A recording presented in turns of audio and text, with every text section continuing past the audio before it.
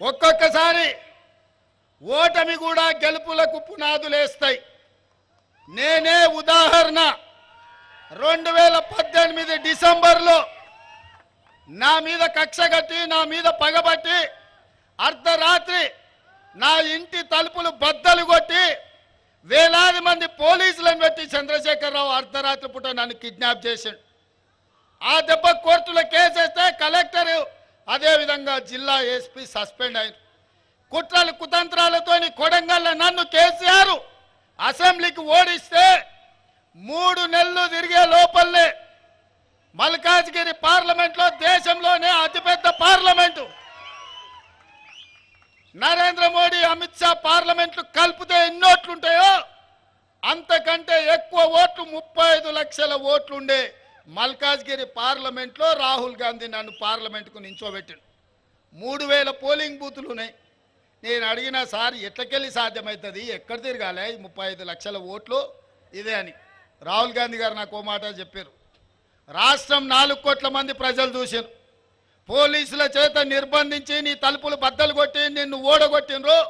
ప్రజలు నిన్ను వదులుకోవాలనుకుంటలేరు. ప్రశ్నించే గొంతుగా తెలంగాణ రాష్ట్ర ప్రజలకు అండగా ఉండాలి, నిన్ను గెలిపిస్తారు, నువ్వు పోయి పోటీ చేయిపో అని వారు ఆదేశించిండ్రు.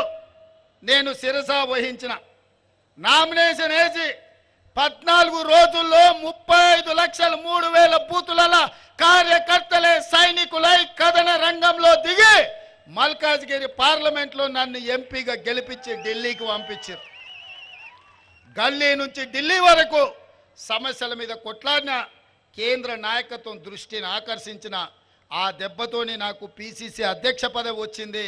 నిజామాబాదు రైతుల ఆశీర్వాదంతో అధిష్టానానికి నమ్మకం వచ్చింది. ఆనాడు పిసిసి అయినా, ఈనాడు తెలంగాణ రాష్ట్రానికి ముఖ్యమంత్రి అయినా. ఒకవేళ 2018 డిసెంబర్లో ఎమ్మెల్యేగా ఓడకపోయినుంటే, ఎమ్మెల్యే గెలిస్తే ఈయన్నే మడుగులో చంద్రశేఖరరావుతో కొట్లాడుకుంటూ ఈయన్నే ఉండిపోతుంటేనేమో.